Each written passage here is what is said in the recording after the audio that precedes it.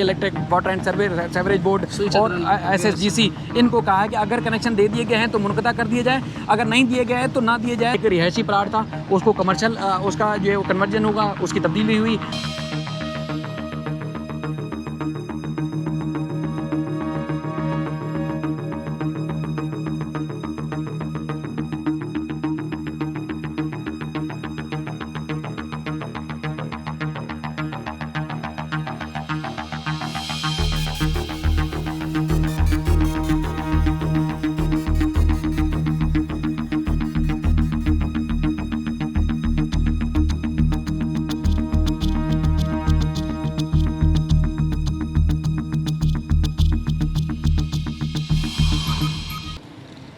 अस्सलाम वालेकुम नाज़रीन, पाकिस्तान के साथ मैं हूँ तनवीर भैली।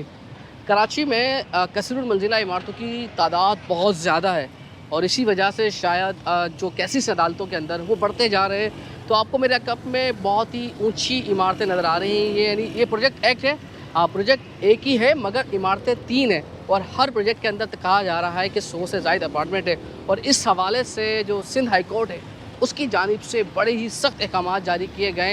यानी जो पीछे आपको मेरे इमारतें नज़र आ रही हैं उन इमारतों की जो पानी बिजली के कनेक्शन मुनक़ता करने के अहकाम जारी कर दिए गए हैं। वजह क्या हुई, ये इमारतें क्या गैर कानूनी है और ये किस कमर्शियल एक्टिविटी हो रही है, तो या क्या ये रिहायशी प्लॉट था या कोई गोट था, वो तमाम तरह से तफसीलात के जवाब लेंगे। हमारे साथ मौजूद होंगे सीनियर सहाफ़ी, बोल TV से ताल्लुक़ रखते हैं, उनका यूट्यूब चैनल भी है शाहिद हुसैन के नाम से। तो हम उससे बातचीत करेंगे और पूछेंगे कि अदालत ने क्या अहकाम जारी किए हैं, क्योंकि गुलशन इकबाल 13D के अंदर एक छोटा सा अपार्टमेंट भी ना वो करोड़ों रुपए का है। तो ये तो बहुत बड़ी इमारत है, ये नस्ला टावर से 3 गुना ज़्यादा बड़ी है, बल्कि उससे कई गुना ज़्यादा बड़ी है। तो यहाँ पर अगर ये इमारत ज़मीन बोस होगी या इसके गिराने के अहकाम जारी हो जाएंगे तो जो यहाँ पर जिन्होंने इन्वेस्टमेंट कर दी उनका क्या होगा, तमाम से सवालों के जवाब देंगे। हमारे साथ रहिएगा। शाहिद भाई कैसे हैं आप? अल्लाह का शुक्र है तनवीर भाई, बहुत शुक्रिया। अच्छा शाहिद भाई, ये बताएं कि ये कितनी कसीरुल मंजिलें इमारतें हैं और इसमें अब तक कितने अपार्टमेंट या फ्लैट्स बन चुके हैं और बन रहे हैं?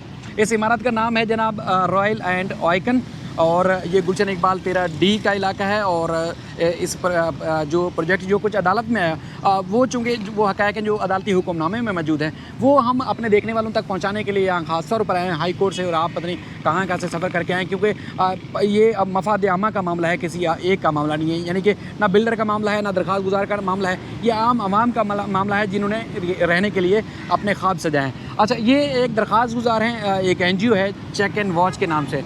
अच्छा, मुझे ज़ाती तौर पर जो NGO के केसेस होते हैं या NGOs जो किसी मकसद के लिए अदालत में केस करती हैं वो ये ज़ाती तौर पर पसंद नहीं है। और बेशुमार जगह ऐसा भी आता है, देखने में आता है कि अदालतें भी उनको तरजीह नहीं देती, क्योंकि बेशुमार जगहों पर देखने में ये आता है कि NGOs ब्लैकमेल करती हैं या किसी न किसी तरीके से उस आर्डर का गलत इस्तेमाल करती हैं। तो अदालत भी कोशिश करती है कि ऐसी चीज़ों से दूर रहा जाए कि ब्लैकमेलर या मुतनाज़ा चीज़ों को। ठीक है। अच्छा, लेकिन ये जो केस है उस पर अदालत ने जो हुक्मनामा जारी किया है वो लोगों को बताने वाला है, चूँकि बहुत बड़ा हुक्मनामा है। ज़ाहिर है अदालत ने वो तमाम दस्तावेज़ात देखे होंगे, उसके बाद ही ये हुक्मनामा जारी किया। जैसे हसन रज़ा रिज़वी साहब की अदालत में, उसमें दरख्वास्त गुजार का कहना है कि ये बलोच गोट है, यानी कि ये जिस जगह पे ये तकरीबन कोई हज़ारों मीटर गज की ज़मीन है, ये ज़मीन जो है बलोच गोट की है।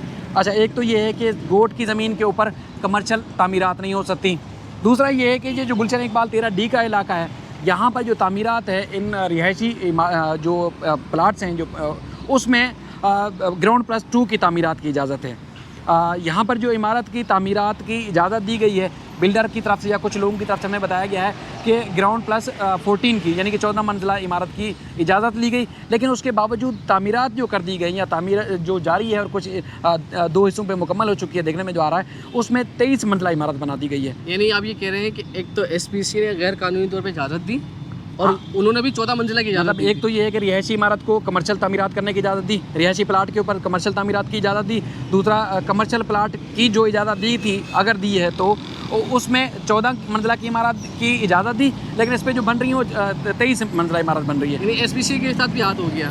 SPCA ने हाथ किया होगा यकीनन। अगर SPCA हमारे जो इदारे हैं वो अगर गैर कानूनी काम में मुलविस ना हो तो किसी की जरूरत नहीं कि 2 नंबर काम कर सके। अच्छा, ये सारा मौक़िफ़ देखने के बाद अब अदालत जो है, अदालत ने जो हुक्मनामा जारी किया है उसमें बड़ी काम की चीज़ें लिखी हैं। वो मैं चाहता हूँ कि वर्ड टू वर्ड अदालत का जो हुक्मनामा है वो आप तक पहुँचे। अदालत ने अपने हुक्मनामे में लिखा है कि अगर का इफ़ का लफ्ज़ इस्तेमाल किया अपने हुक्मनामे में कि अगर ये इमारत की तामीरात गैर कानूनी है तो गैस, बिजली, पानी के कनेक्शन मुनक़ता कर दिए गए हैं जाएँ अगर कनेक्शन दिए गए हैं। और तमाम जो यूटिलिटी की जो सर्विस फराहम करने वाले इदारे हैं, यानी कि electric, water and sewerage board और SSGC, इनको कहा है कि अगर कनेक्शन दे दिए गए हैं तो मुनक़ता कर दिए जाए, अगर नहीं दिए गए हैं तो ना दिए जाएँ जब तक अदालत का हुक्मनामा सामने नहीं आ जाता, क्लियर नहीं हो जाता।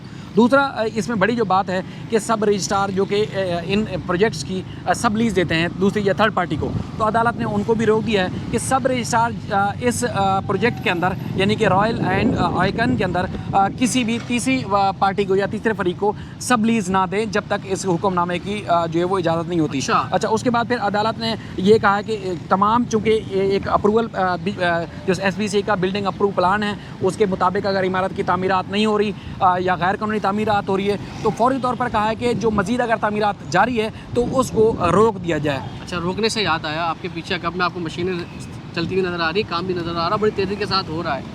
तो ये बताएं कि अदालत ने जब हुक्म इम्तना दे दिया कि काम नहीं हो सकता, बिजली के कनेक्शन मुनक़ता हो गए, पानी के कनेक्शन ख़त्म हो गए, तो काम किस तरह से हो रहा है फिर ये? देखें, अदालत ने जो अपना हुक्मनामा जारी किया है, हम कोशिश करेंगे कि पब्लिक तक वो पहुँचे, वो डॉक्यूमेंट आवाम तक रखें, सामने दिखाएं, और ताकि हम कोई ऐसा अक्सर इल्ज़ाम लगाते हैं कि कोई आके जो है वो सहाफ़ी जो इस तरह की खबरें कर देते हैं, वो चीज़ आवाम तक पहुँचे, इसलिए आप और हम कोशिश करेंगे असल हक़ाइक़ पहुँचाएँ।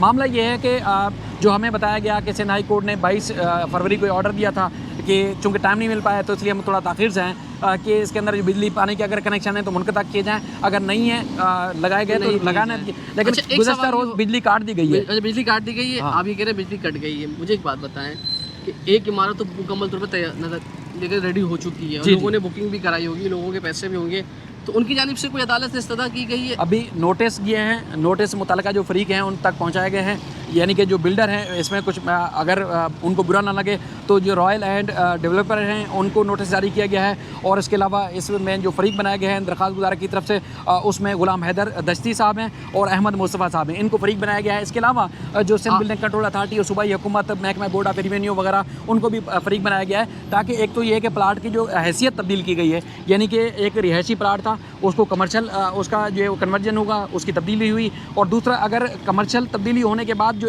अप्रूव प्लान था, अगर यह इजाज़त दी गई है, वो 14 मंजिला इमारत की तामीरात की इजाज़त दी गई है, तो ये 23 मंजिला कैसे बन गई, इसलिए सूबाई हुकूमत को भी नोटिस जारी किया गया है। तो ये सारी चीज़ें हैं। और अगली हेयरिंग कब तक आई है इसकी? वो अदालत ने अपने 3 हफ्तों का टाइम होता है, 3 हफ्तों के अंदर अंदर मुतल्लिका जो हुकाम है वो अपनी रिपोर्ट पेश करेंगे। उसमें ज़ाहिर है केस चलेगा, दलाइल होंगे, बिल्डर अपना मौक़िफ़ सामने रखेंगे। ये जो भी हम वीडियो बना रहे हैं, देखने वालों के लिए एक बार फिर गुजारिश कि मायूस ना हो, ये हतमी नहीं है, जो कुछ मज़ीद पेशरफ्त होगी हम सामने रखेंगे। आप अदालती कार्रवाई बता रहे हैं कि अदालत ने क्या अब तक अहकाम जारी किए हैं? जी हाँ।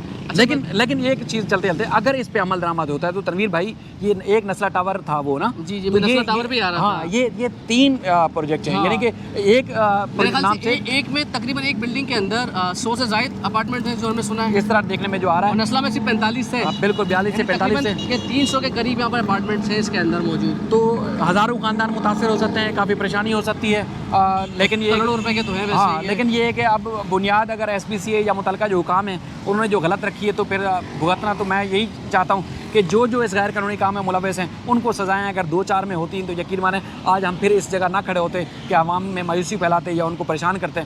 बड़ी नस्ला टावर में जो मुतासिन थे उनके साथ तो हाथ हो गया, ना उनको पैसे मिले और ना ही आज जो SBCA हुकाम है जिन्होंने इजाज़त दी उनके खिलाफ कार्रवाई हुई।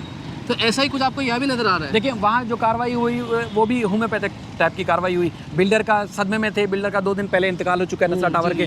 जाहिर है अब ये बिल्डर भी, आपको पता है कि मामूली रकम तो लगती नहीं है कि अगर डूब भी जाएगी तो कोई फ़र्क नहीं पड़ेगा। बिल्डर्स का भी नुकसान होता है, उसमें जितना भी सरमायाकार होते हैं उनका भी नुकसान होता है। आपके सामने जो तजूरी हाइट्स थोड़ा सा हमारे फासले पर ही था, उसके बिल्डर का कितना नुकसान है। उनका कहना था कि बाहर से पैसा ला के उन्होंने यहाँ इन्वेस्ट करने की कोशिश की थी। तो यानी कि सरकारी इदारों की गफलत और लापरवाही की वजह से कई लोगों को परेशानी से ना सिर्फ 2-4 होना पड़ता है, उनका सरमाया भी जाता है, कई लोगों की जानें भी जाती हैं। तो ये सरकारी इदारों अगले 5 से 6 दिन के अंदर, ये 3 हफ्ते का टाइम खत्म होने वाला है, उसमें ये हतमी रिपोर्ट आ जाएगी कि इसका केस का किस तरह से आगे बढ़ रहा है। देखिए, जो इल्ज़ामात लगाए गए हैं बिल्डर की तरफ से, दरख्वास्त गुज़ार की तरफ से, एक तो ये है कि उसका मौक़िफ़ है ना जिसकी वजह से अदालत ने स्टे दिया है। दूसरा ये है कि वो अब वो बिल्डर जो है या दरख्वास्त जो फरीक हैं वो अपना मौक़िफ़ भी तो रखेंगे ना। वो यानी कि जो जिनके खिलाफ दरख्वास्त आती है वो अपना मौक़िफ़ रखेगा, उसको झूठा साबित करेगा कि ये जो मौक़िफ़ रखा गया है अदालत को गुमराह करके मुबैना तौर पर अगर हुक्मनामा लिया गया है तो वो सामने रखेगा और उस हुक्मनामे को रिवर्स करवाएगा, यानी कि